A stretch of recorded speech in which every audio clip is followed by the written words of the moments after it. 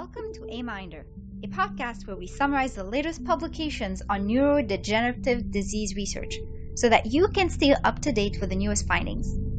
Every month, our team of scientists will sort and organize the titles into themes and present shortened versions of the abstracts. We'll make sure to mention the title, the journal, the first author, and the last author for each publication. Whether you're in the lab, on the bus, or cooking your meal, we hope you find this podcast helpful.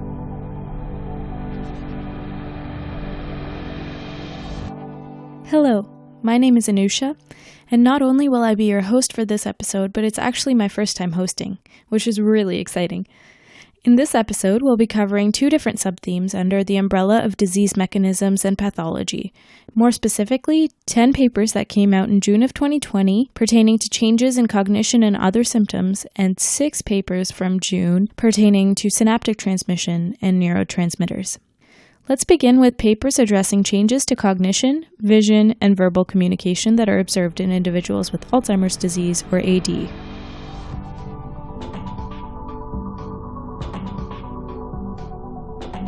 I'll begin with papers about changes to cognition.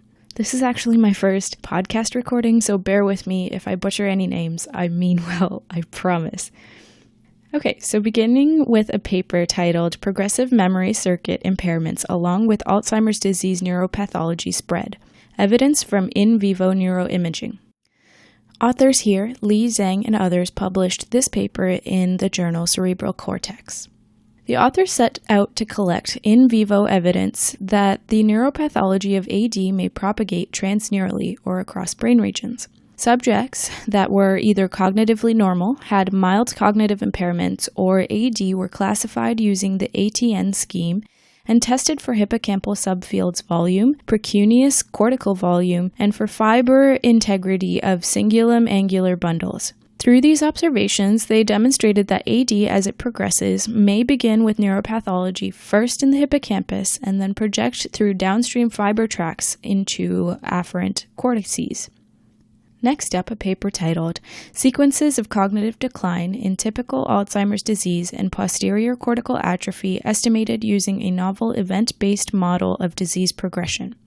First author Firth and last author Oxtoby published this paper in Alzheimer's and Dementia.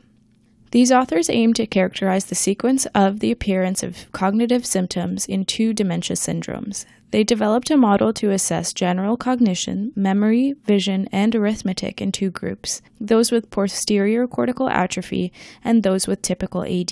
They claim to demonstrate that their model is just as good, if not better, at identifying similarities and differences between these groups when compared to the classic event-based model. The differences they found were these. Individuals with posterior cortical atrophy showed cognitive decline in their vision first, whereas typical AD presented with decline in memory first. Now, a paper out of the International Journal of Geriatric Psychiatry. The first and last authors are Cecchini and Yasuda, and the title is Profiles of Cognitive Impairment in the Continuum from Normal Cognition to Alzheimer's Clinical Syndrome, Contributions of the Short-Term Memory Binding Tests. Authors here sought to measure change detection and free recall, 2 short-term memory binding paradigms in 3 different groups: cognitively unimpaired, mild cognitive impairment, and those with Alzheimer's clinical syndrome. They wanted to see whether these measures could predict the severity of the cognitive impairment. The change detection paradigm could only distinguish the cognitively unimpaired group from the other 2, but free recall was different in all 3 groups, suggesting free recall is a more accurate measure of cognitive impairment. Conclusively, the authors remarked both of these parameters demonstrated short-term memory binding changes as a feature of the cognitive impairments looked at here. We're almost at the halfway mark.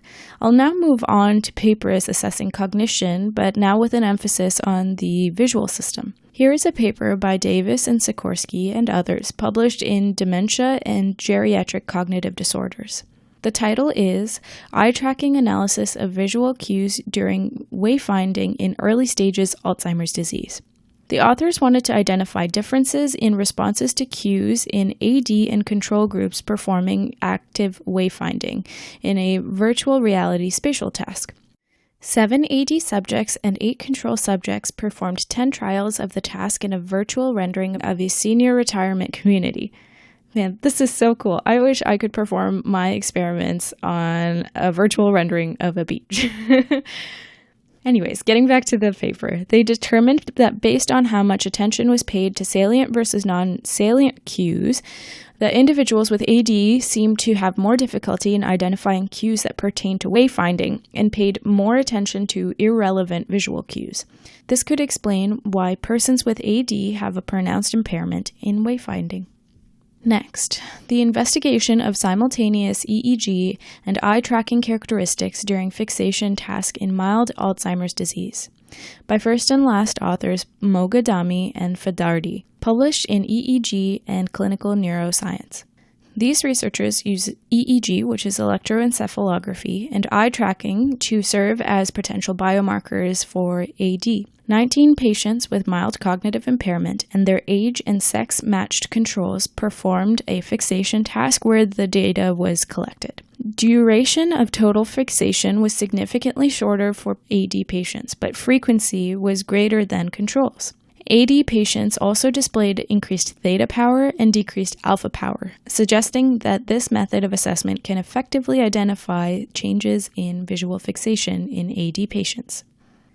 Next, Paik and Murray wrote a paper entitled Quantitative and Qualitative Analysis of Verb Fluency Performance in Individuals with Probable Alzheimer's Disease and Healthy Older Adults. This was published in the American Journal of Speech-Language Pathology. Now we're switching gears from the visual system to verbal communication, which is affected by AD.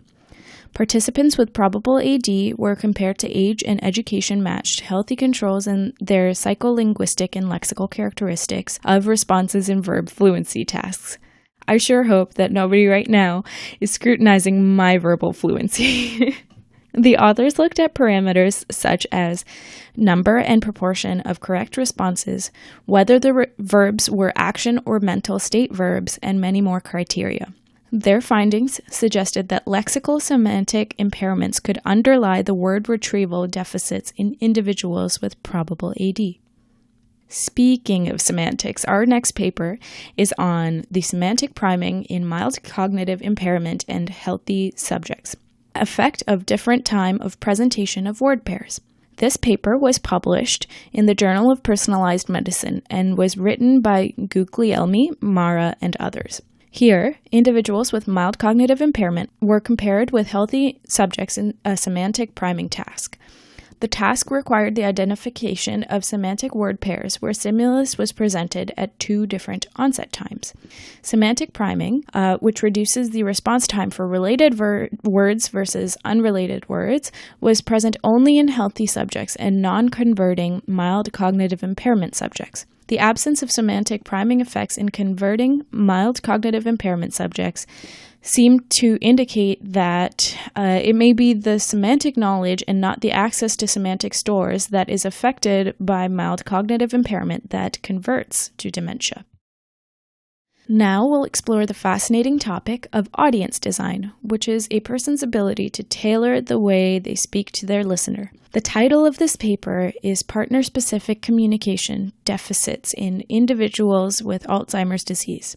This was published in the American Journal of Speech and Language Pathology by Paik, Yoon, and others. It seems that Paik has had a very busy year.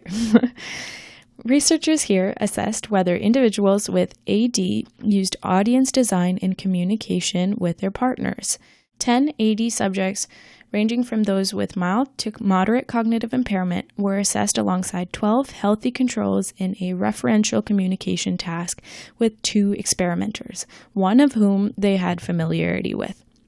Healthy adults modified their language to use shorter expressions and pre-established labels with the familiar experimenter, but those with AD were less likely to do the same. This suggests that some of the impairment in communication observed with individuals with AD may be attributed to impaired audience design skills. Next up, a paper published in the Journal of Alzheimer's Disease by first and last authors Fuentes and Peters. The paper is titled Identification of a Cascade of Changes in Activities of Daily Living Preceding Short-Term Clinical Deterioration in Mild Alzheimer's Disease Dementia via Lead-Leg Analysis. Researchers wanted to better understand the temporal dynamics of the changes to cognition and activities of daily living. They applied lead-leg analysis to changes in measures of cognition and daily function. 164 patients were recruited with mild AD, and moderate disease progression was found in 84 of these patients over the next 2 years. They found that 10 Bayer ADL item measures were altered in advance of disease progression, and this was used to create a new composite ADL score. It was this composite ADL score that best predicted cognitive decline and not classical cognitive measures. Our final paper looking at cognitive changes in AD is titled Failure to Stop Autocorrect Errors in Reading Aloud Increases in Aging, especially with a positive biomarker for Alzheimer's disease. The first and last authors are Golan and Galasco, respectively, who published this paper in Psychology and Aging. 52 cognitively healthy participants were analyzed for CSF biomarkers of Alzheimer's disease and performed several tasks to assess speech production of unexpected words in connected speech. Parameters analyzed include the number of autocorrect errors and errors in the Stroop task. They found that normal aging was associated with poorer performance on these tasks, i.e. more errors, and that those with increased levels of AD biomarkers, such as elevated A-beta 142 levels, seemed to perform even poorer. They suggest, therefore, that AD seems to compound the effects of aging on autocorrect errors in reading out loud. That brings us to the end of this section.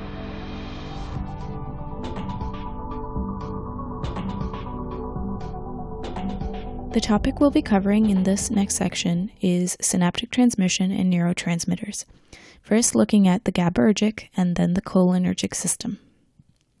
Let's begin with a paper entitled Increased GABAergic Development in iPSC-Derived Neurons from Patients with Sporadic Alzheimer's Disease by first and last authors Tang and Li, published in Neuroscience Letters. Here, the authors capitalized on the ability to generate induced pluripotent stem cells, or iPSCs, from patient samples and convert iPSCs into neural cells. They used sporadic AD patients and characterized the phenotypes of these derived cells and their transcriptomes. They observed reduced neurogenesis but increased astrogenesis in combination with increased levels of GABA, glutamate decarboxylase 67, GAD67, vesicular GABA transporter or VGAT proteins. mRNA profiles of these patients showed elevated expression of GABAergic pathway genes and reduced expression of neurogenesis pathway genes. Perhaps these two pathways could be targeted for therapeutic intervention. This next paper is on amyloid beta precursor protein, or APP, and its effects on GABAergic neurons in a mouse model of AD. The title is Lack of APP and APLP2 in GABAergic forebrain neurons impairs synaptic plasticity and cognition. The first author is Mayer, the last author is Mueller, and the journal is Cerebral Cortex. Previous studies have indicated important synaptic functions of APP in the closely related homologue APLP2 in excitatory forebrain neurons. The authors show that APP is also widely expressed in several interneuron subtypes, both in hippocampus and cortex. To address the functional role of APP in inhibitory neurons, they generated mice with a conditional APP-APLP2 double knockout in GABAergic forebrain neurons. These knockout mice exhibit cognitive impairment in hippocampus-dependent spatial, learning, and memory tasks, and in species-type nesting and burrowing behaviors. These behavior deficits were associated with altered neuronal morphology and long-term potentiation. They also found evidence of impaired basal synaptic transmission at the Schaefer collateral CA1 pathway, including a disrupted excitation-inhibition balance. Together, these impairments observed in the double knockout mice might lead to hippocampal dysfunction and suggest that the presence of APP family proteins in inhibitory interneurons is important for maintaining functional network activity. Moving on to another neurotransmitter system, we have one study conducted in postmortem human tissue looking at the role of nerve growth factor, NGF, in cholinergic neurons and cognition. The title is The Human Brain NGF Metabolic Pathway is Impaired in the Preclinical and Clinical Continuum of Alzheimer's Disease by first and last authors Pence and Coelho in the journal Molecular Psychiatry. The NGF metabolic pathway includes the proteins that mature pro-nerve growth factor or pro-NGF into nerve growth factor or NGF, and those that degrade it. Basal forebrain cholinergic neurons require NGF are critical for cognition and degenerate early in AD. There's evidence of altered NGF metabolism in AD, but it's unclear how this relates to pathology and symptomology. To explore this, the authors compared prefrontal cortex samples from individuals with Alzheimer's dementia, mild cognitive impairment, or MCI, or no cognitive impairment with either high and low brain A-beta levels. They found that cortical pro-NGF protein, but not mRNA, was higher in samples from individuals with AD, MCI, and high A-beta load, while mature NGF was lower. They also found differences in various other proteins with the NGF metabolic pathway, among others, matrix metalloproteinase 9, which degrades NGF, was overactive in MCI and AD. In summary, pro-NGF maturation is impaired in preclinical and clinical AD, while mature NGF degradation is enhanced. These differences correlate with cognition pathology and cholinergic tone and may suggest novel biomarkers and therapeutic targets. The next study described a new PET imaging tool to visualize cholinergic neurons in rats and the synaptic changes that may occur in AD. I've learned that PET imaging studies always have tediously long names for tracers, so bear with me. The title is -O11C methyltransdecylenvasamicol as a PET ligand for the vesicular acetylcholine transporter. The first and last authors here are Miwa and Shiba in the journal Synapse. To visualize cholinergic neurons, the authors isolated, here we go again, negative and positive O11C methyltransdecylenvasamicol, which I'll refer to as the negative and positive enantiomers of the ligand, and investigated differences in their binding affinity, their selectivity to vesicular acetylcholine transporter, and their in vivo activities. This ligand has a high affinity for vesicular acetylcholine transporter both in vitro and in vivo. The authors used HPLC to separate the two enantiomers and found that negative enantiomers showed 8 times higher binding affinity than to the positive isomer in an in vitro binding assay. The blood-brain barrier permeability of both enantiomers were significantly higher at 2 minutes post-injection, but the positive enantiomer showed faster clearance from the brain. The authors also conducted an in vivo blocking experiment and found that the accumulation of negative enantiomers in the cortex was markedly decreased by co-administration of the cholinergic antagonist vasamicol, but was not altered by co-administration of drugs targeting opioid or dopamine receptors. PET-CT imaging also showed the inhibition of the rat uptake of negative enantiomer when vasamicol was co-administered. The authors conclude that the negative enantiomer of the OMDV ligand selectively binds to vesicular acetylcholine transporter with high affinity in the rat brain in vivo and could be used as a potential PET ligand to study presynaptic cholinergic neurons in the brain. Next, we have one human study on altered cortical plasticity following theta burst stimulation in people with AD. The title is Effects of Cerebellar Theta Burst Stimulation on Contralateral Motor Cortex Excitability in Patients with Alzheimer's Disease. This was published in the journal Brain Topography by first and last authors DiLorenzo and Koch. One common neurophysiological feature of AD patients is the impairment of long-term potentiation, or LTP, in cortical plasticity, assessed in the primary motor cortex, M1, using theta burst stimulation, or TBS protocols. In healthy individuals, continuous and intermittent TBS of the cerebellum, respectively, induced long-term depression, LTD-like, and LTP-like after effects in the contralateral M1. In this study, the authors examined the effects of cerebellar TBS on contralateral M1 excitability in a sample of 15 AD patients and 12 healthy age-matched controls.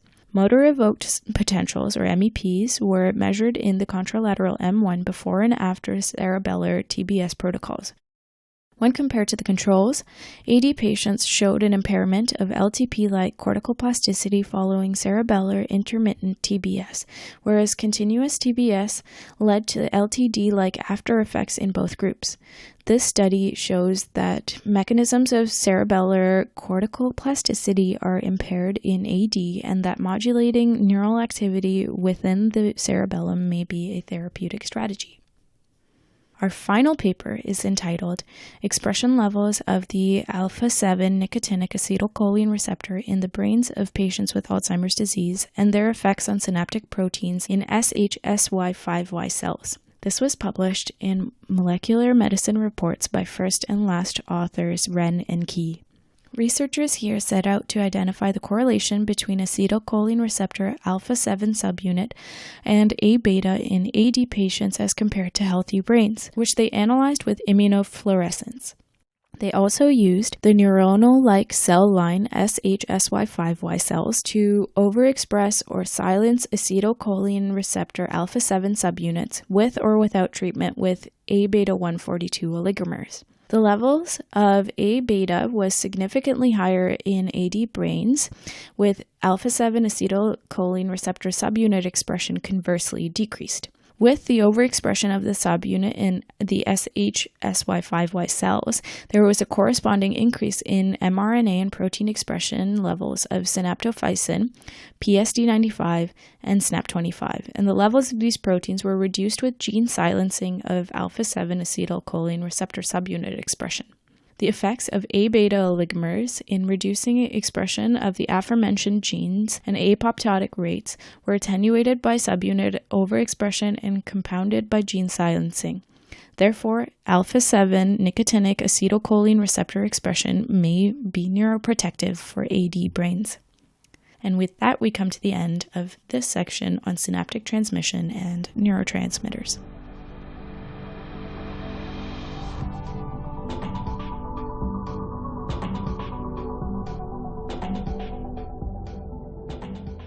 That's it for this episode. A huge thank you to the team that is working on sorting, summarizing, and scripting these abstracts, as well as the operations behind AMiNDR. The music is from Journey of a Neurotransmitter by Anusha Kamesh, musician and fellow scientist, and now member of the AMiNDR team. You can find the original piece and her other music on SoundCloud under Anusha Kamesh or on her YouTube channel, AK Music. Interested in joining the team? Give us a shout! We can always use help with content development, podcast editing, advertising, and you can be part of a new and exciting venture. Reach us by email at amindrapodcast@gmail.com or follow us on Twitter. Oh, we're also on Facebook now.